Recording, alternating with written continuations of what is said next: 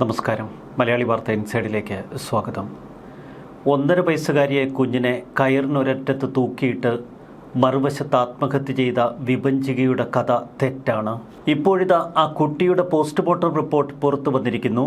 1.5 വയസ്സുള്ള കുഞ്ഞ് വൈഭവിയെ കഴുത്ത് ഞെരിച്ച് കൊന്നതിന് ശേഷം കയറിൽ കെട്ടിത്തൂക്കുകയായിരുന്നു.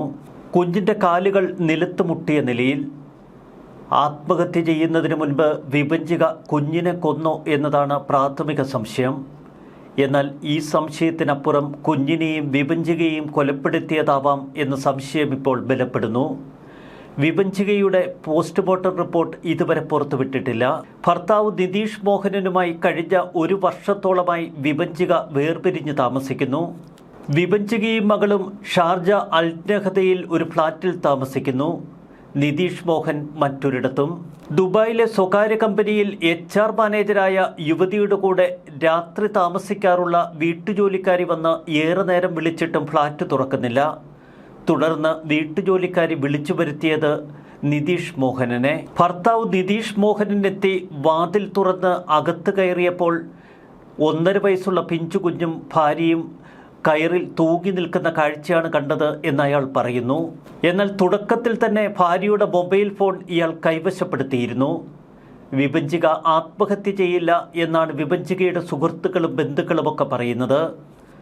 സംഭവത്തിന് 2 ദിവസം മുൻപ് ഒരു ബന്ധുവിനയച്ച ശബ്ദ സന്ദേശത്തിൽ വലിയ ആത്മവിശ്വാസത്തോടെ സംസാരിക്കുന്ന വിഭജികയാണ് നമ്മൾ കേൾക്കുന്നത്. സംഭവം നടക്കുന്നതിന് ദിവസങ്ങൾക്ക് മുൻപ് തൻ്റെ സ്വർണ്ണാഭരണങ്ങളും ബാങ്ക് രേഖകളുമൊക്കെ വിഭജിക ഗുരുവായൂർ സ്വദേശിയായ ബന്ധുവായ സ്ത്രീയെ സുഹൃത്ത് വഴി ഏൽപ്പിക്കുകയും ചെയ്തിരുന്നു. താൻ അനുഭവിക്കുന്ന പീഡനങ്ങളൊക്കെ സുഹൃത്തുക്കളോടും ബന്ധുക്കളോടും യുവതി നിരന്തരം പറയാറുമുണ്ട്. സ്ത്രീധനത്തിൻ്റെ പേരിൽ ഭർത്താവ് തന്നെ നിരന്തരം പീഡിപ്പിച്ചുവെന്നാണ് വിഭജിക പറയുന്നത്. ഏറ്റവും ഒടുവിൽ വിഭജിക എഴുതി എന്ന പേരിൽ ഒരു ആത്മഹത്യാക്കുറിപ്പ് പുറത്തു വന്നിരുന്നു. എന്നാൽ മരണത്തിന് മുൻപ് താൻ അനുഭവിക്കുന്ന വിവരങ്ങൾ അവർ കൃത്യമായി കുറിച്ചിടുകയായിരുന്നു. ഇവിടെയും ചില സംശയങ്ങൾ ശക്തമാകുന്നു. വിഭജിക താൻ നേരിടുന്ന ദുരിതങ്ങൾ ഇത്തരമൊരു കുറിപ്പിലൂടെ പുറം ലോകത്തെ അറിയിച്ചതിന് തൊട്ടു പിന്നാലെയാണ് കൊല്ലപ്പെടുന്നത്.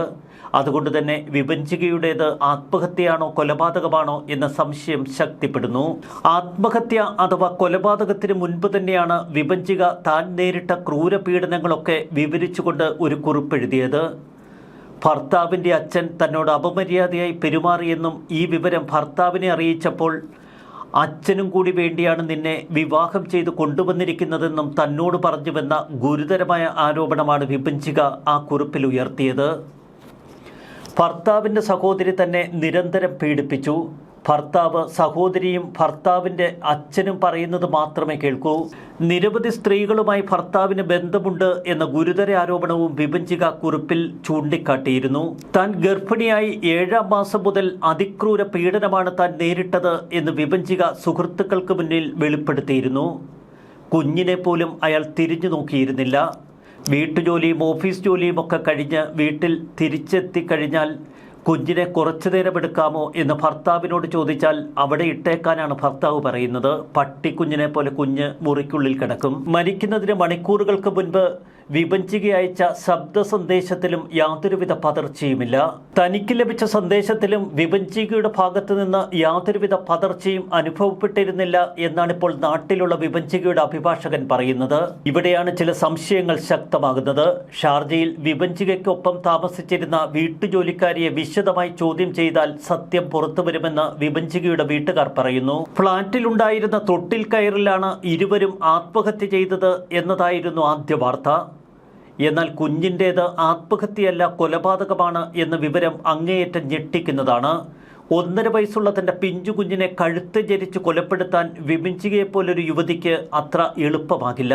ഇക്കഴിഞ്ഞ ചൊവ്വാഴ്ച രാത്രിയിലാണ് വിഭജികയെയും മകൾ വൈഭവിയെയും ഷാർജയിലെ ഫ്ളാറ്റിൽ ഒരേ കയറിൽ തൂങ്ങി മരിച്ച നിലയിൽ കാണപ്പെട്ടത്. കുഞ്ഞിൻ്റേത് തൂങ്ങി മരണമല്ല ഇത് തെളിയുന്നതോടെ ഇപ്പോൾ വിഭജികയുടെ മരണത്തിന് പിന്നിലും ശക്തമായ സംശയങ്ങൾ ഉയരുന്നു.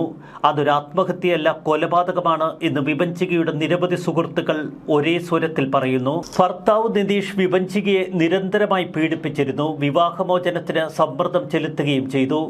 ഏറ്റവും അടുത്ത സുഹൃത്തിനോട് വിഭജിക പറഞ്ഞത് കുഞ്ഞിനൊരു 2.5 വയസ്സാകുമ്പോഴേക്കും താൻ ഭർത്താവിനെ ഡിവോഴ്സ് ചെയ്യുമെന്നാണ്. വിഭജികയുടെ പേരിൽ പുറത്തു വന്ന ആത്മഹത്യാക്കുറിപ്പിനെ കുറിച്ച് മാത്രമാണ് ഇവിടെ ചില സംശയങ്ങൾ ഉയരുന്നത്.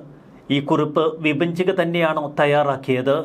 മറ്റെന്തെങ്കിലും ദുരൂഹതകൾ ഈ മരണത്തിന് പിന്നിൽ അവശേഷിക്കുന്നുവോ? വിഭജികയുടെ മരണത്തിന് പിന്നിൽ ഒട്ടനവധി ദുരൂഹതകളുണ്ട് എന്ന് വ്യക്തം. ന്യൂസ് ഡെസ്ക് മലയാളി വാർത്ത ഇൻസൈഡ്.